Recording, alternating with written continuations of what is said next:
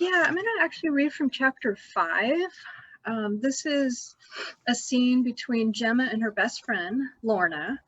And Lorna lives in England. Gemma used to live in England, but she moved to Los Angeles. And she's come back to England because her grandmother has passed. In England, a lot of people call their grandmother Nan. And so when I mention Nan, it's the grandma, you know. And I think the scene, I think it kind of speaks for itself as far as what's happening and, you know, things like that. So I'll just go ahead and start, I guess. Okay, yeah. Okay, so this is from chapter 5.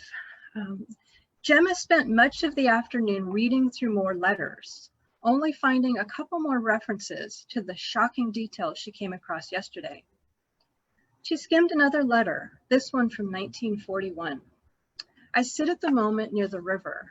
My hope is that these words will bridge this span of waters between us. I continue to assist Philip with his research as the two of us pore over old documents.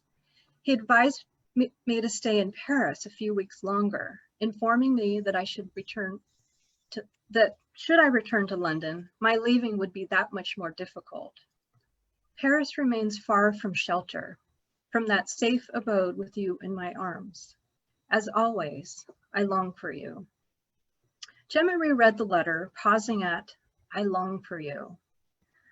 Was there any bit of Beth that longed for her, that missed the feel of her body? Beth was probably tucked in her office in LA right now, poring over plans for her current project.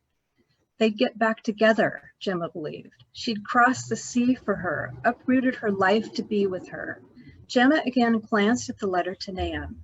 Paris remains far from shelter, from that safe abode with you in my arms. Such romance hadn't happened in so long for Gemma. Forgiveness, foolishness, or downright desperation caused Gemma to sit at the kitchen table to begin a scripted attempt to woo back her Beth. Gemma retrieved a stack of postcards she'd bought at Heathrow and selected an image of Tower Bridge, then began to write. Right now I'm at Nan's, she wrote, then tapped her pen on the table as she thought carefully of each word to use. I'm here alone, wishing you were with me to console me. I wonder what you're doing at the moment. Gemma crossed out the first line, then the second. This would be a rough draft, she figured. She'd bought these postcards for 20 pence each, hardly a loss of money if she had to trash this one. She'd find more appropriate stationery tomorrow and pen a scripted account of her truest feelings, the words surely causing Beth to welcome her back into her arms. Gemma stared at her note, pulling out more words, as if digging them up from barren soil. A tap at the door prevented any words from continuing. An open door revealed Gemma's friend Lorna, holding up 2 pints of Guinness. Still reading of Nan's sultry affair, are you? Lorna asked, then retrieved the note which Gemma had begun. Ah, I see. I didn't think Beth Maddox to be the sort to appreciate such gestures of romance. Gemma plucked the postcard from Lorna's hand. Forget that.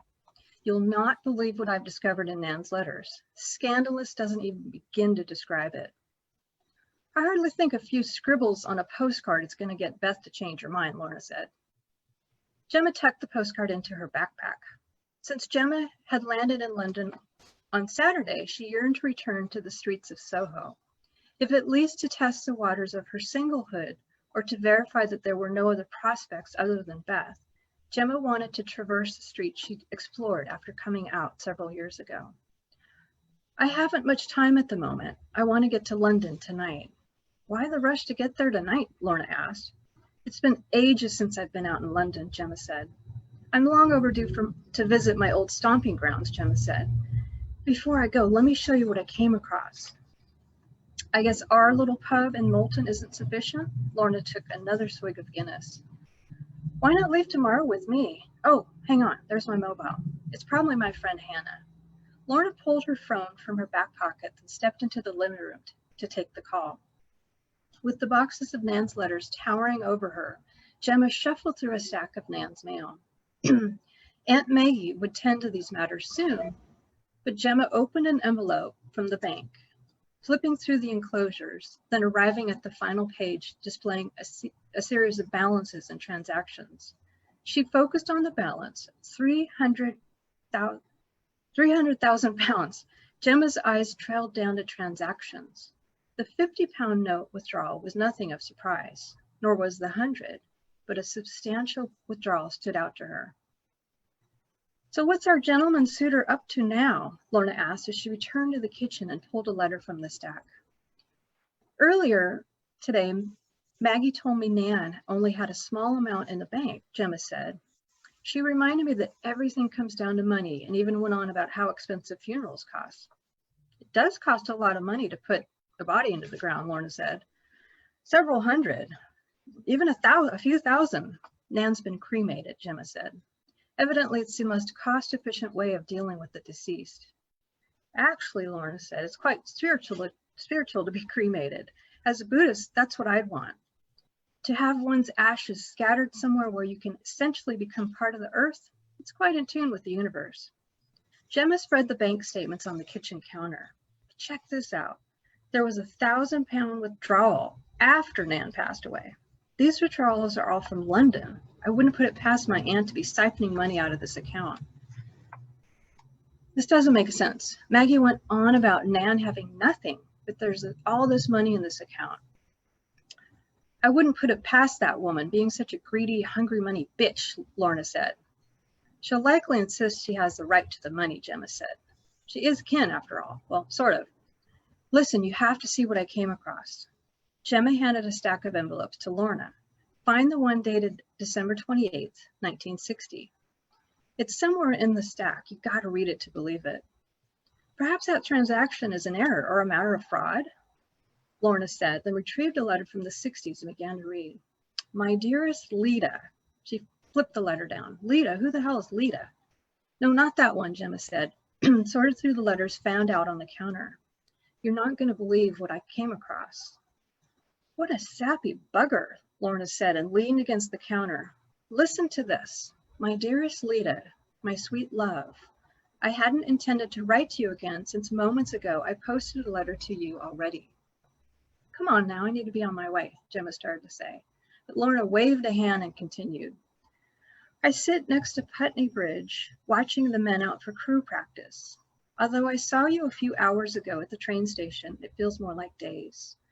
I don't dare think too much on this, lest it put me into an extreme state of melancholy and despair. It's nearing dusk, and so I should make my way back home. I will walk past Lita on my way toward this tunnel, stopping to admire the stone, the hair blending in with the swan, which faithfully stands behind her. The mystery of this mythological tale has haunted me for years, and yet I often think of this as us erected for eternity in this park.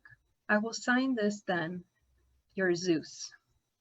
Lorna set the letter on the counter. Zeus? Who the hell's Zeus? Gemma furrowed her brow and said, a mythological god. Supposedly he turns into a swan and seduces Lita. Leonardo da Vinci and even Michelangelo painted the mythological tale of these two lovers. No, I mean, who's Nan's Zeus? Lorna asked. Thanks ever so much for the art history lesson, but I mean, who is this guy? Lorna took a swig of Guinness and stepped into the living room. Gemma followed her, intending to tell her about what she found out. I think the missing pieces lie in these letters. Some family I've come from. First an affair, then, well, I come from a family of lies. She held up that letter detailing Maggie's lineage. What I'm about to tell you will surely shock you. It's absolutely scandalous.